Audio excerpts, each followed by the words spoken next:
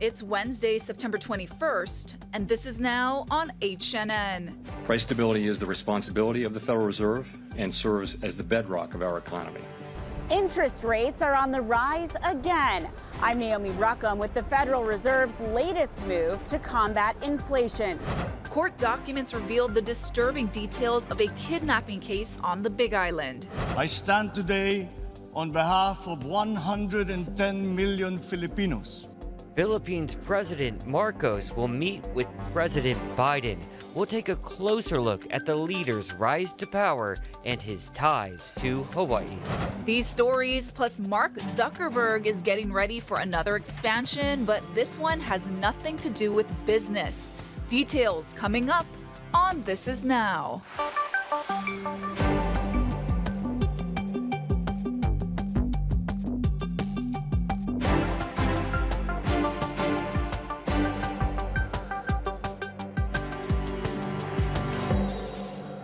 Good afternoon. Thanks for watching This Is Now. You got Jonathan and Ashley right here in the HNN Digital Center. Let's get right to today's top story.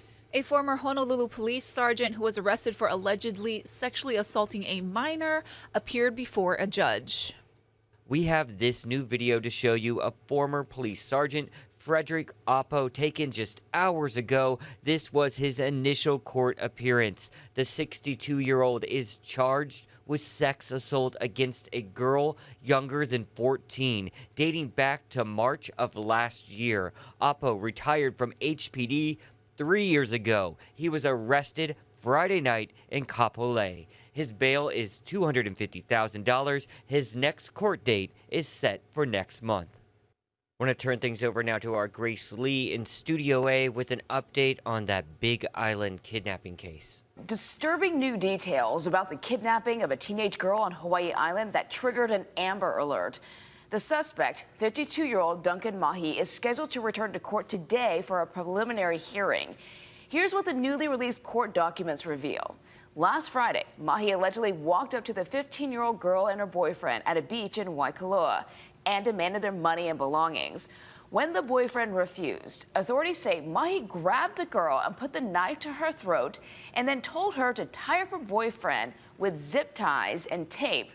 Court documents go on to say that Mahi forced her into a car and made her wear a hat and a mask before driving away.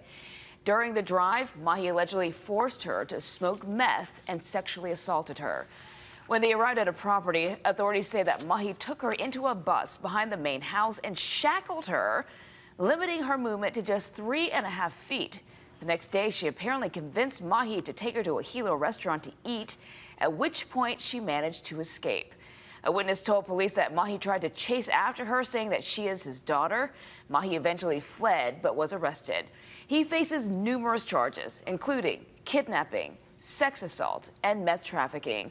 He remains in custody with his bail set at $2 million. Thank you, Grace, for that update. And our chief investigative reporter, Lynn Kawano, is monitoring the preliminary hearing that is taking place today. She tells us that not all the witnesses are available, so it will have to be continued. Look for another update on this story coming up on later editions of HNN.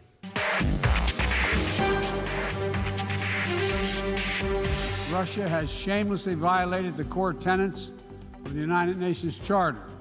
Hawaii News Now's White House correspondent John Decker is in New York covering the UN General Assembly. Thanks for being with us today, John. Now, President Biden gave an address this morning. How did he react to Russian President Vladimir Putin's threat to use nuclear weapons on Ukraine?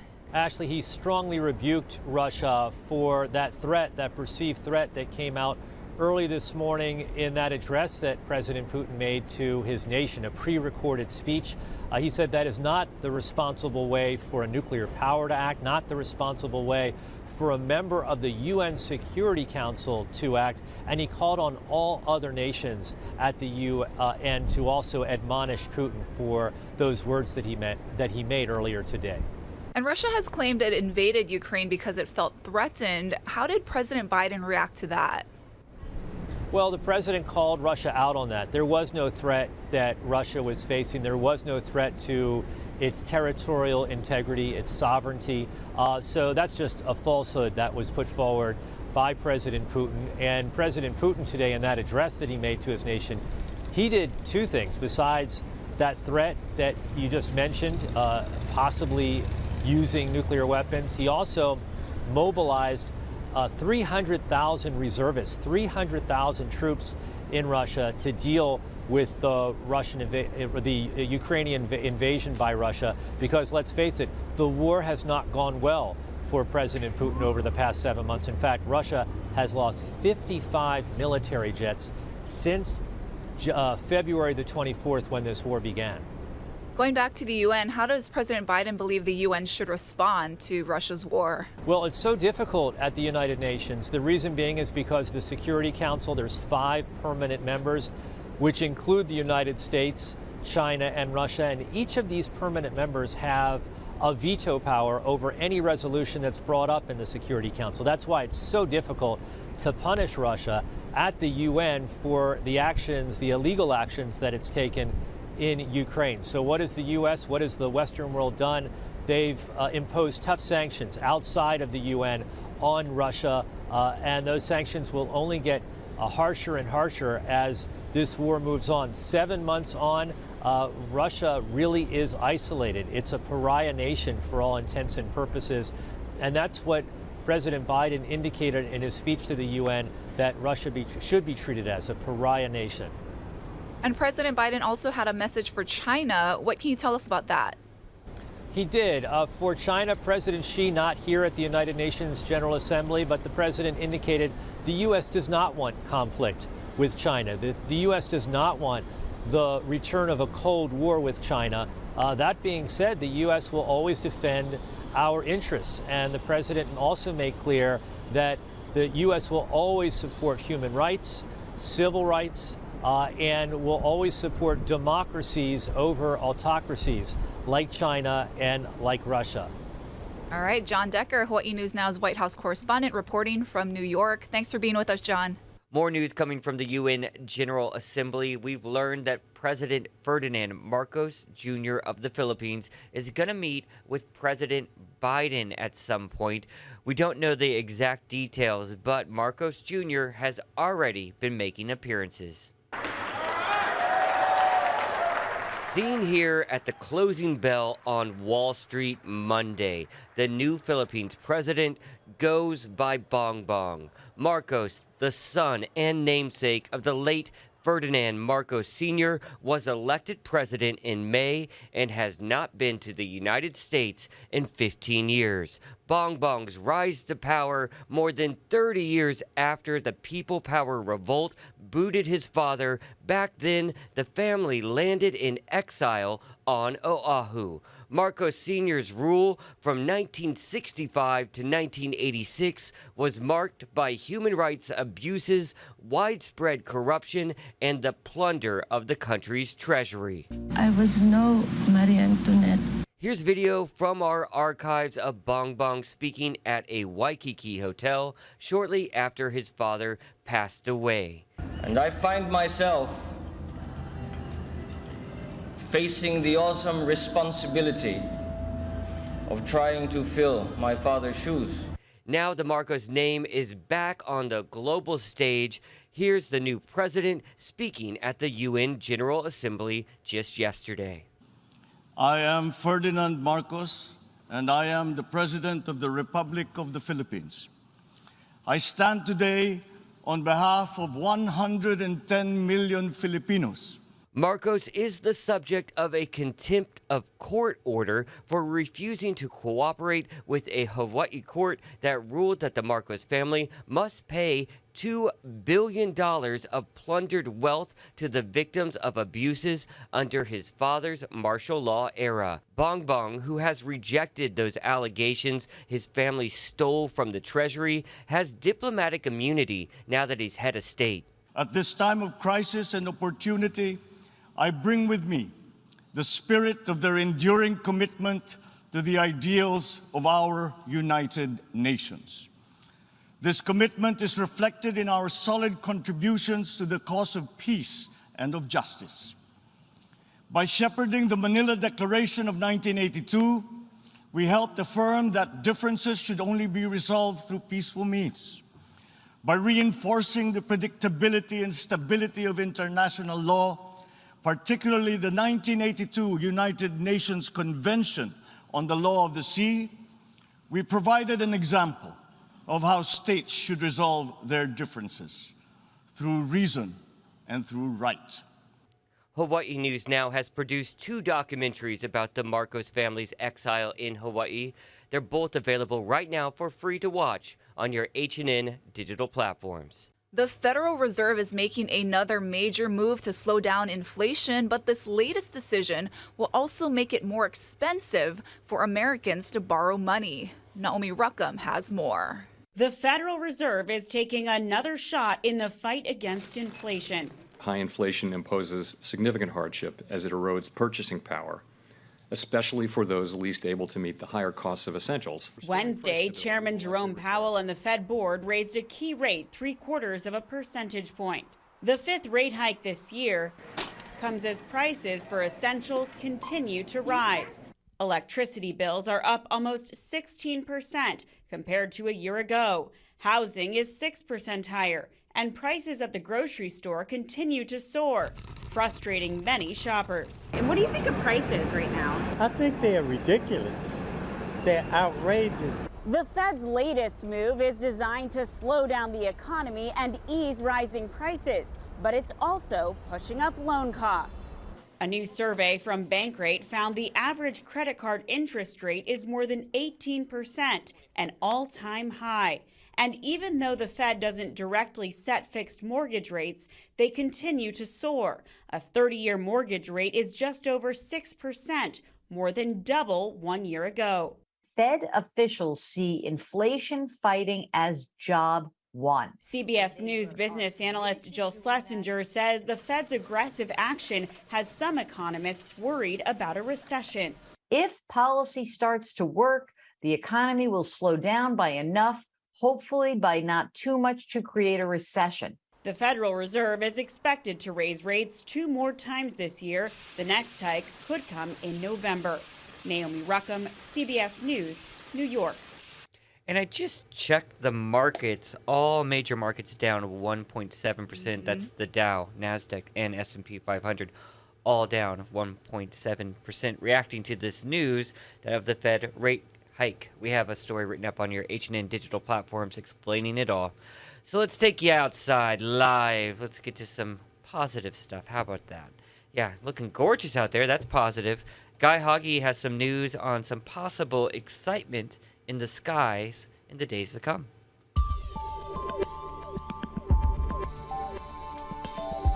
This is the computer model, right? And it says that over the next several days, whatever rain comes in will be of the light variety. If it were to be heavy, we'd see yellows and oranges. We just don't see that. But there might be a few downpours that will be brief. So tomorrow morning, it looks like we're in for a few trade showers coming into those windward areas. And then in the afternoon, some pop-up showers in the usual leeward spots because of the light winds. And then after that, we're not going to see much rain at all. Although, looks like Sunday morning could be a little damp to start the day. But again, most of the rain that's coming in is of the light variety. So we're not expecting heavy rainfall. Although, like I said, with those light winds, we could see some spotty downpours that will be brief late in the day. And with those Kona winds also starting the fall season tomorrow, it's going to be a little bit more sticky, a little bit more humid. And then on Saturday, a weak trade wind breeze comes back in. It's still going to be a little on the humid side because the winds will run slow, but I don't think we'll see those afternoon downpours anymore. But tomorrow and Friday, we could even see some spinners up in the sky. All in all, a nice way to start the fall season. Well, Survivor premieres tonight on CBS and KGMB. And today, our Mark Carpenter is talking to an Oahu resident who is on the show, Gio Bustamante. Here's some of that interview. And just excited to hear your story. So doing a little background research, I saw that your home state is Florida, but you are a current Hawaii resident. First off, can you explain to us your Hawaii ties? So I was born in Peru. I migrated with my family to the United States, where in Miami, Florida, where I grew up. And then I got married and became a military spouse and ended up moving to Hawaii with my husband. Mm-hmm. So what part of Hawaii do you live? Honolulu. Yeah, close to the airport. How long have you been in the islands? I've been in the island for about a year, and I love every second of it. Like I met the most amazing people in Hawaii. You guys gave me a lot of hope with humanity because you guys have the nicest people here, and I love Hawaii all around, the island, the people, the food, everything. Gio, really an exciting opportunity. So what do you think gave you the edge to be a part of this year's season of Survivor? Honestly, so many things has happened in the past couple of years with COVID, and even with myself. Like, COVID has allowed me to discover like myself and get in touch with my insecurities and every little thing that I don't like about myself and challenge myself to just go for it. Survivor has been my favorite TV show forever. And watching Survivor and saying, you know what, I might be able to do that. And you know what, someday I want to be there, but I'm too shy to do it. And I'm too scared to do it. After seeing so many people, getting affected by COVID, that gave me the strength to say, you know what, if I don't do it now, then when am I going to do it? So I kind of want to like do that for other people if possible and show the world, like, don't let your fears and your insecurities get in the way of your success. Just go for it and don't be scared, because we all got it inside of us. We're just like scared to get out sometimes, 2-hour special premiere of Survivor tonight on KGMB in primetime. Don't want to miss it. So yesterday, if you missed it, Ashley broke some big news here. Expecting a baby in December. You can check out the announcement on our Facebook page. We posted it there. But now, someone else is expecting. Let's get to that news. Mark Zuckerberg announced on social media that he and his wife are expecting their third child. The Meta CEO didn't give much details about what was happening, just saying that a daughter should be born sometime next year. This will be the Zuckerberg's third daughter with his wife. Her name's Priscilla Chan. The couple welcomed their first daughter, Maxima, in 2015, and their second, named August, in 2017. So this news breaking on social media today that the Zuckerbergs expecting their third daughter. Congrats to them. Girl dad. Yeah.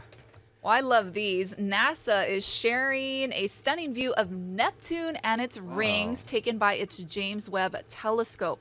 Now, it's the telescope's first image of Neptune, and it's the clearest view of the planet in more than 30 years when Voyager 2 flew by. Now, the telescope is providing a crisp new view of the planet's rings, and it's the first time NASA has seen them in infrared. So the telescope picked up several bright, narrow rings, as well as the fainter dust bands. As for the bright light in the upper middle of the image, that's not a star. That's actually Neptune's large and unusual moon, Triton. So Neptune has 14 known moons, and the Webb telescope picked up 7 of them. Can't get enough of those images. So cool. So cool. Beautiful. Yeah, so one more story. Yeah, sports. So even if you aren't a baseball fan or a Yankees fan, you can appreciate great talent. And in just hours, we could see home run history made. So Aaron Judge celebrated his 60th home run this season, tying Babe Ruth's record. He's now 1 homer shy of tying the overall single season record. On NBC Nightly News with Tom Llamas, he catches up with the Yankees slugger on the field. When you started the season, did you feel something was special? Did you feel something was clicking? It feels all the same. Yeah. Every year you get ready, you try to capitalize on the weaknesses you had the year before and try to make those into your strengths. Oh yeah, on Nightly News, the other player racing against retirement for a home run mark only achieved by 3 players ever. Yeah, look at that list. Yeah. It's been a while. Those are some classic players there. All right, good news now. Let's move on to that. And we got Jeannie Mose standing by with the story of a self-taught botanist who's winning over fans on social media with his very salty language. I'll play it out for you.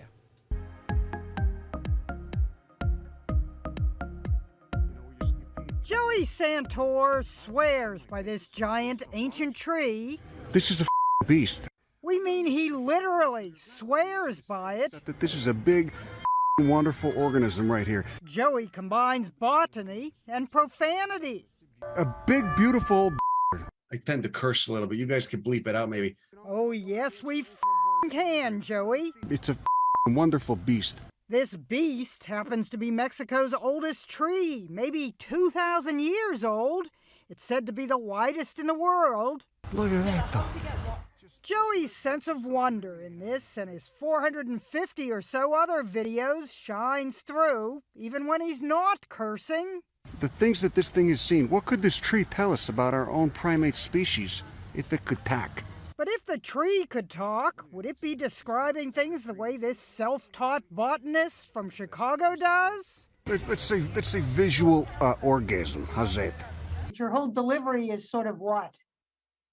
I don't know. Chicago mook? Chicago slob? It's just kind of like a no-filter approach to communicating science, as they say. He calls his enterprise Crime Pays But Botany Doesn't, and sells merchandise that says, Everybody's got to go out there and kill your lawn.